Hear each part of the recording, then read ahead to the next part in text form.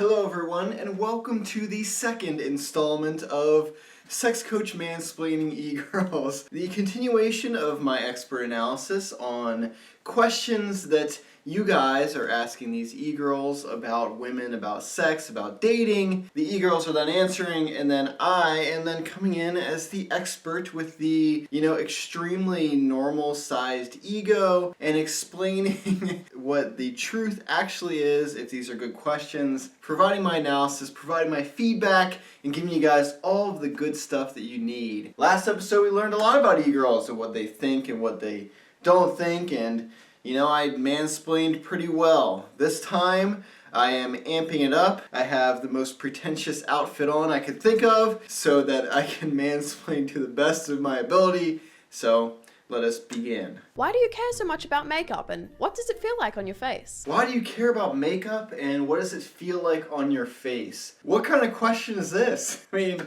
are there no body image standards, no beauty standards for men? Wouldn't it be the same? The same concepts apply, right? For men, we are expected to be strong, look muscular, have certain facial hair, have certain aesthetics, right? Social media would tell us that we need these things. So wouldn't women also experience the same thing? Can't you understand that women wear makeup to look their best, to fit a certain mold, fit a certain standard of beauty, right? I don't think this is a very good question. I think the answer is pretty obvious. There's a lot of pressure these days to look a certain way, and makeup helps you do that for a woman. And there's a trend going around these days that men are also dabbling into makeup because of social media, because of all these pressures we have to look a certain way. Because what we see on the internet, even though it's not real, even though these are doctored images, they are the best of the images that are shown on the internet. Even though that exists and we know they're fake, we want to look more like that. And the only way we can do that is through makeup, through cosmetic surgeries, through other crazy stuff. And, that's the way it is these days. How does makeup feel on your face? Well, I don't know. Let's see what the e-girls have to say. I honestly think it's because girls, especially teenage girls, have a lot of pressure on them to look a certain way. I know for me there was a period when I was younger where I didn't even recognize or want to look at myself if I didn't have makeup on. I've really worked on my relationship with makeup, and I feel good about the way that I look without it. But for a lot of girls, it's just a hobby and an art form, and something that they can use to express themselves. In terms of what it feels like on your face, when I first started using it, I could definitely feel it. But now that the amount that I wear is part of my daily routine, I don't really notice it at all. It's fun. It's fun and playful. Makes me feel good. I then feel more confident with them on. It's like you would feel more confident with a bit more muscles, something like that. Or you feel confident after exercise because you've done exercise, you've done something good for yourself. It's very similar. Oh, foundation feels awkward. Feels a little bit like paint, thin paint. Maybe I just haven't been doing it right. I like presenting myself the best that I could be, and for me that's with makeup on, and I think with makeup on it's my style. I put it on because I feel good about myself. Other people might not like my makeup. Some people say I look better without makeup, but I don't care. It's just like art on my face. I don't know. The first time I put it on, it was like, ugh. And after a while, now it feels pretty good. So yeah, I think the best point was made by the second e-girl, saying that it's the same feeling you would get after a workout when you're pumped up or you have more muscle, anything like that. I mean, it's the difference between going out in public wearing sweatpants or pajamas and going out all dressed up the best you could possibly be in a suit or whatever it is for you as a guy. So it's pretty obvious, right? In terms of how does makeup feel? Well, there you go. It feels like paint on your face. So if you're into that, then go for it. Next question. What is the girls' sex drive like compared to men? What is the girls' sex drive compared to men? Another groundbreaking question. I just can't believe that these guys have come up with such amazing questions. So the answer to this question is that it will vary depending upon the person. Just like there are men with higher sex drives than other men, there will be women with higher sex drives than other women. So it is individually based, individual preference really. The one thing I will say is that there are times during a woman's reproductive cycle, specifically ovulation, where they will experience more horniness, so they'll be more into the sex at that time. There you go with that. That's as general as I could be. but it's going to be dependent on the person. And the question, how does it compare to men's sex drive? How could they possibly know? They are not men, they are women. So their experience as women is completely unique to the experience of men. They don't know what men are thinking, and like I mentioned before, all men are thinking differently, all men are feeling things differently, have different sex drives. So not a good question, but let's see what the EGIRLS have to say. Maybe they can enlighten me. I hate to drop a bomb on you guys here, but for the most part, exactly the same. For the record, girls will be watching all of the same things you watch and doing all of the same things you do. Couldn't answer that question, to be honest with you. I mean, I think we have a larger sexual drive than we're given credit for. Again, this is like a personal preference thing. Some women do, some women don't. It's the same kind of drive that a man has, I think. Yep.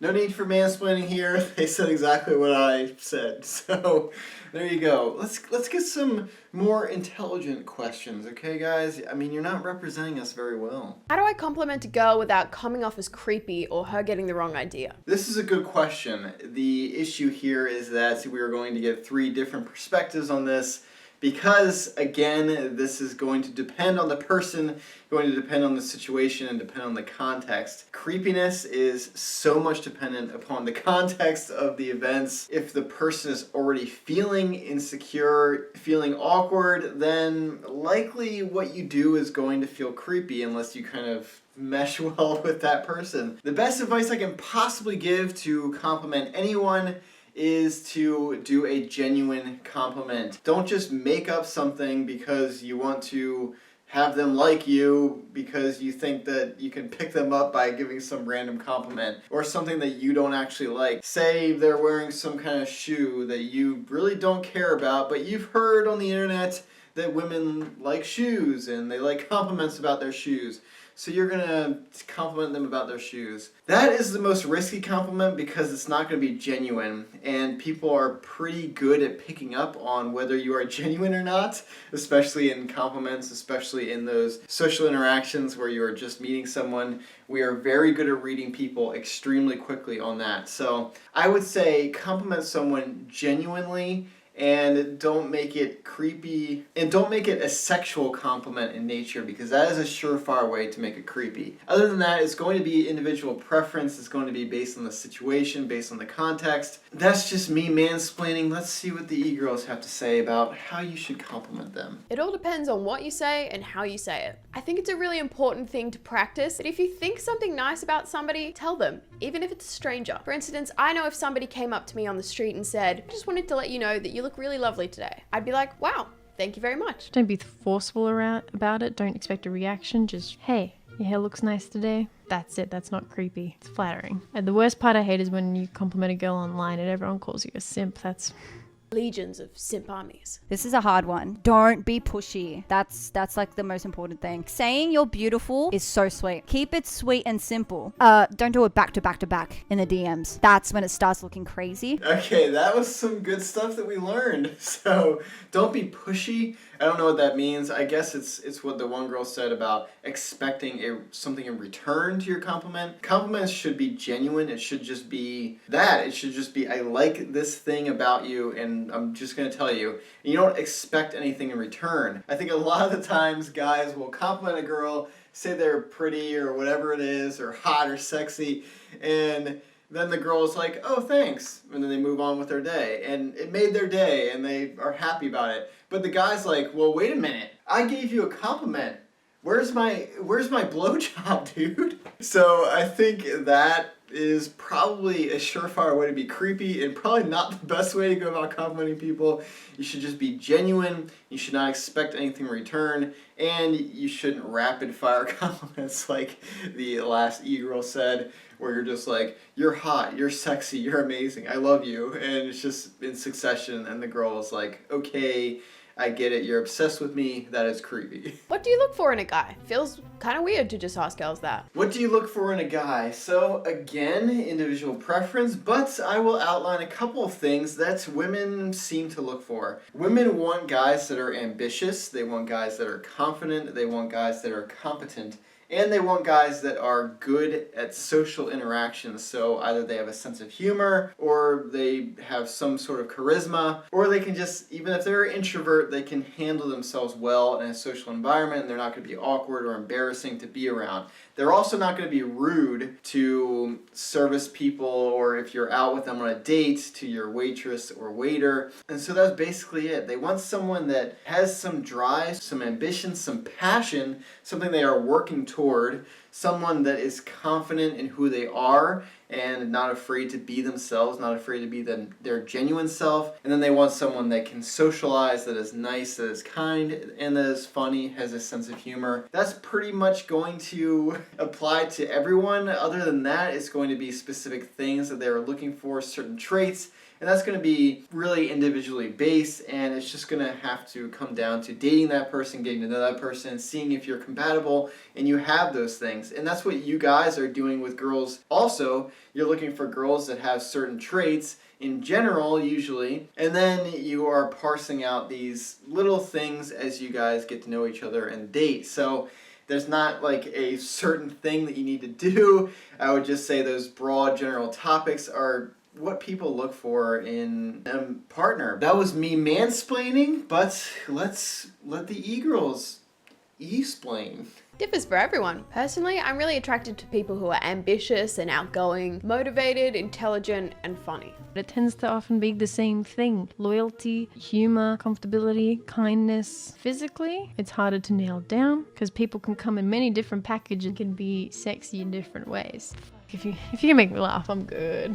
Someone that can be thoughtful with me. Honestly, it's I think that's the most important. Someone to push me further for my goals, because sometimes I get very lost and unmotivated. Another one is someone that wants to adventure. It's exciting. So there you go. A lot of them hit on ambition, motivation, and kind of drive. Someone that's kind of going somewhere in life, not just stagnating, and someone that's going to help them excel and push forward in their life. The whole reason we get in relationships, the whole reason we date, is to basically make our lives easier, right? It is because it is far easier to go through life with two people than to navigate it with just one, just yourself. And so that is really the essence of why we date people. And so if you are trying to attract someone, if you're trying to date someone, you need to be someone that they would feel enhances their life experience. Someone that makes their experience easier, someone that they can navigate through life with, that makes it more fun,